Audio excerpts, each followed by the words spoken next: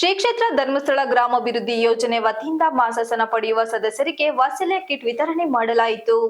ಕುಟುಂಬದ ನಿರ್ವಹಣೆಗಾಗಿ ಮನೆಯ ಬಳಕೆಯ ವಸ್ತುಗಳನ್ನು ನೀಡಲಾಯಿತು. ಚನ್ನರಾಯಪಟ್ಟಣ ತಾಲೂಕಿನಲ್ಲಿ ಇಂದು 17 ಜನ ಸದಸ್ಯರಿಗೆ ಹಲವಾರು ಗ್ರಾಮಗಳ ಫಲಾನುಭವಿಗಳ ಮನೆಗಳಿಗೆ ಭೇಟಿ ನೀಡಿ ಅವರುಗಳಿಗೆ ಆಹಾರದ ಕಿಟ್ಗಳನ್ನು ವಿತರಣೆ ಮಾಡಲಾಯಿತು. ಇದೇ ಸಂದರ್ಭದಲ್ಲಿ ಚನ್ನರಾಯಪಟ್ಟಣ ಜಿಲ್ಲಾ ಧರ್ಮಸ್ಥಳ ಗ್ರಾಮಾಭಿವೃದ್ಧಿ ಯೋಜನೆಯ ನಿರ್ದೇಶಕರಾದ ಕೇಶವ್ ದೇವಂಗ, ತಾಲೂಕು ಯೋಜನಾಧಿಕಾರಿಗಳಾದ ಪ್ರಸಾದ್, ಜಿಲ್ಲಾ ಜನಜಾಗೃತಿ ಸದಸ್ಯರಾದ ಸಿಎನ್ ಅಶೋಕ, ಮನೋಹರ್, ಧರ್ಮಸ್ಥಳ ಸಂಘದ ಒಕ್ಕೂಟದ ಅಧ್ಯಕ್ಷರಾದ ನೇತ್ರಾವತಿ, ಜ್ಞಾನ ವಿಕಾಸ ಸಮನ್ವಯ ಅಧಿಕಾರಿಗಳಾದ ಸೌಮ್ಯ, ಧರ್ಮಸ್ಥಳ ಗ್ರಾಮಾಭಿವೃದ್ಧಿ ಸಂಸ್ಥೆ ಮೇಲ್ವಿಚಾರಕರಾದ ರಾಘವೇಂದ್ರ ಪೂಜಾರಿ, ಧರ್ಮಸ್ಥಳ ಸಂಘದ ಸೇವಾ ಪ್ರತಿನಿಧಿ ಶಿಲ್ಪ ಸೇರಿದಂತೆ ಇತರರು ಹಾಜರಿದ್ದರು.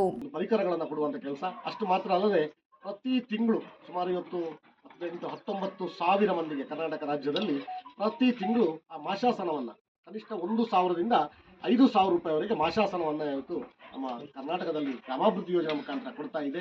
ಈ ನಿಟ್ಟಿನಲ್ಲಿ ಅವರಿಗೆ ಬೇಕಾದಂತ ಇವತ್ತು ಊಟದ ವ್ಯವಸ್ಥೆಗೆ ಒಂದು ಆಹಾರವನ್ನ ಸೇವಿಸಲಿಕ್ಕೆ ಮಾಸಿಕ 1,000ದಂತೆ ಅವರಿಗೆ ಕೊಟ್ಟಾಗ ಅವರ ಜೀವನ ಆಹಾರವನ್ನ ಪಡ್ಕೊಳ್ಳಿಕ್ಕೆ ಅವರಿಗೆ ಸಾಧ್ಯ ಆಗ್ತದೆ.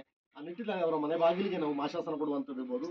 ಹಾಗೆ ಇವತ್ತು ಬಟ್ಟೆಗಳು ಬೇಕಾದಂಥ ಮೂಲಭೂತ ಪರಿಕರಗಳನ್ನ ಸಹ ಅವರ ಮನೆಗೆ ಕೊಡುವಂಥ ಮುಖಾಂತರ ಅವರು ಸಮಾಜದಲ್ಲಿ ಎಲ್ಲರಂತೆ ಅವರು ಸಹ ಬಾಳಬೇಕು, ಅವರಿಗೆ ಯಾರು ಇಲ್ಲ ಅನ್ನುವಂಥದ್ದು ಕೊರಗು ಇರಬಾರ್ದು ಅಂತೇಳಿ ಇವತ್ತು ಪೂಜ್ಯರು ಧರ್ಮಸ್ಥಳದ ಧರ್ಮಾಧಿಕಾರಿಗಳಾದ ಡಾಕ್ಟರ್ ಡಿ ವೀರೇಂದ್ರ ಹೆಗಡೆ ಅವರು ಹಾಗೂ ಮಾತೃಶ್ರೀ ಹೇಮಾವತಿ ಅಮ್ಮನವರು, ಬಹುಶಃ ಮಾತೃಶ್ರೀ ಹೇಮಾವತಿ ಅಮ್ಮ ಅಂತ ಹೇಳಿದ್ರೆ ಅದು ಒಂದು ನೊಂದವರ ಬಾಳಿಗೆ ಬೆಳಕನ್ನು ಕೊಡುವಂತ ಮಾತೃಶ್ರೀ ಅಮ್ಮನವರು.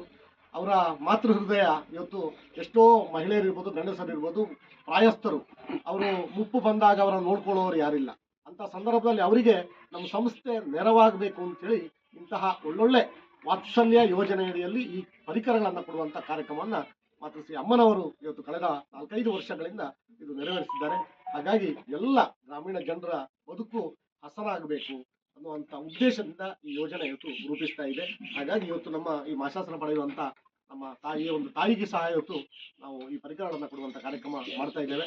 ಅದು ಅಲ್ಲದೆ ಇವತ್ತು ಕರ್ನಾಟಕ ರಾಜ್ಯದ ಎಲ್ಲ ಪ್ರತಿ ಗ್ರಾಮ ತಾಲೂಕು ಮಟ್ಟದಲ್ಲೂ ಏಕಕಾಲದಲ್ಲಿ ಸುಮಾರು ಮಂದಿಗೆ ಇವತ್ತು ಈ ಪರಿಕರಗಳನ್ನು ಕೊಡುವಂತ ಕೆಲಸ ಇವತ್ತು ನಮ್ಮ ಸಂಸ್ಥೆ ವತಿಯಿಂದ ಆಗ್ತದೆ.